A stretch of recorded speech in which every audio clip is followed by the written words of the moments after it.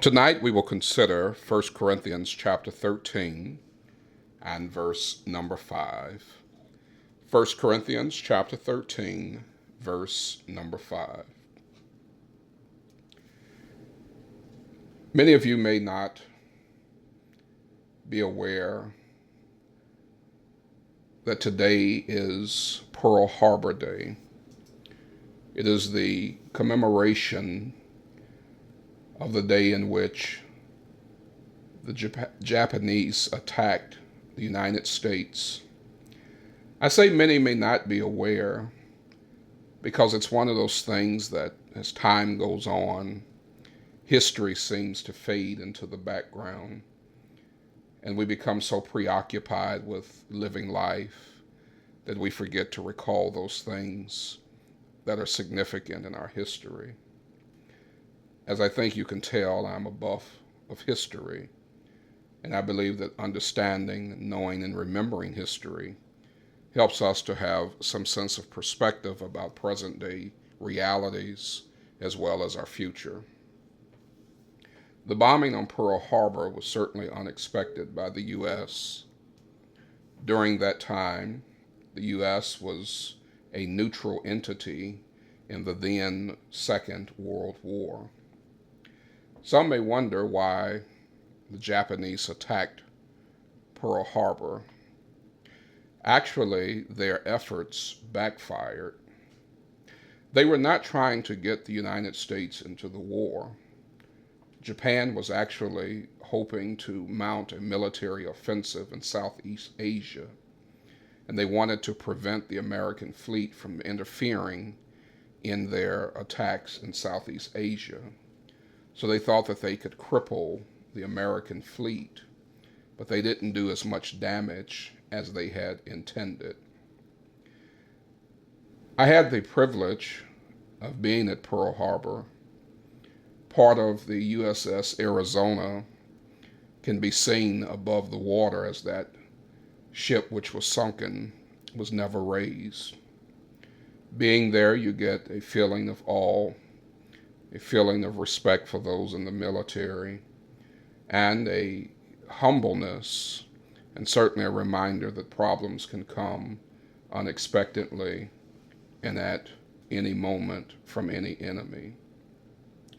What is interesting about that day, President Franklin Delano Roosevelt said it is a day that will live in infamy. Infamy simply meaning a day to be remembered, usually for something negative, for something evil, something monumental that happens that you cannot forget. I like to draw on that thought and say that we actually need to do just the opposite. While I respect the fact that we need to remember history, we need to know history, and we need to learn from history, we would do well not to focus as individuals on negative people, negative events, and negative realities, at least to the extent that we're keeping note and always mindful of those people and those occurrences that have been agitating to who we are and to our experiences or hopes of experiencing joy and peace.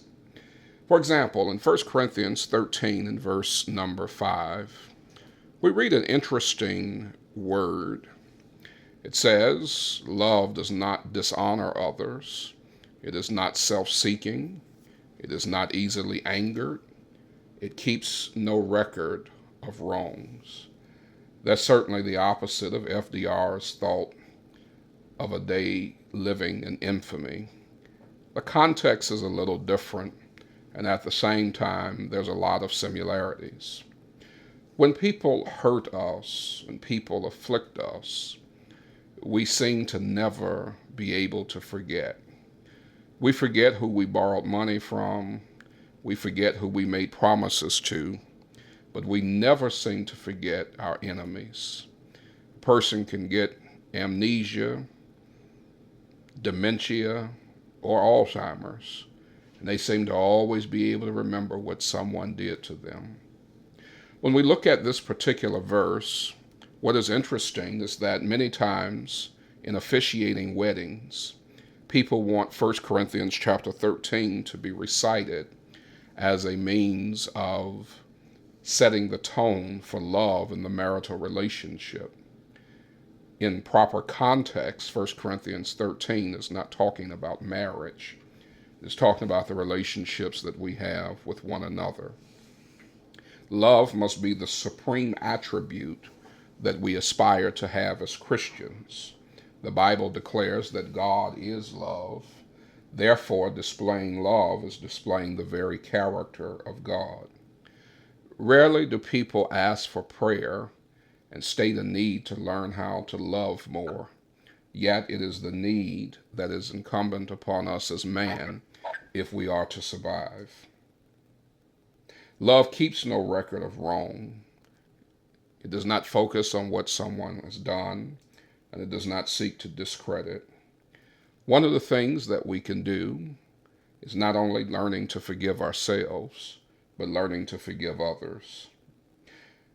So many people don't recognize that though they dress up for church in their Sunday fineness and they look the part, that there is an ugly air about them, not because of their physical features or not because of the choice of clothing that they wear, but because they have a spirit of hurt that has not been addressed, a spirit of anger and a spirit of bitterness.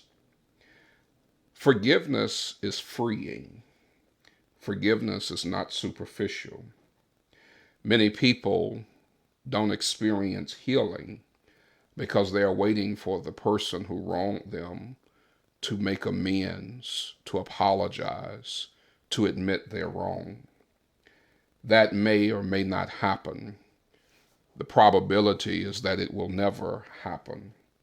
But you cannot allow your healing to be hindered by those who have demonstrated they do not have your best interests at heart. Learning to forgive, learning to love will free you like nothing else. Learning to forgive and learning to love will help you to not only display the character of God, but to receive the favor of God. So though FDR wanted us to remember this day, December 7th, 1941, I would ask of you to remember history, but be careful about remembering the history of those who've wronged you. Be careful about focusing and keeping note and keeping record of what someone's done. It only causes you to sink into an ugly abyss of anger, hurt, and bitterness, and it doesn't look good on you. I want you to look good, not because you're wearing the latest outfit, not because you have on expensive jewelry, but because you freed yourself by forgiving, more important, by loving. This has been another installment of A Few Minutes with the Minister. We hope that you've been blessed.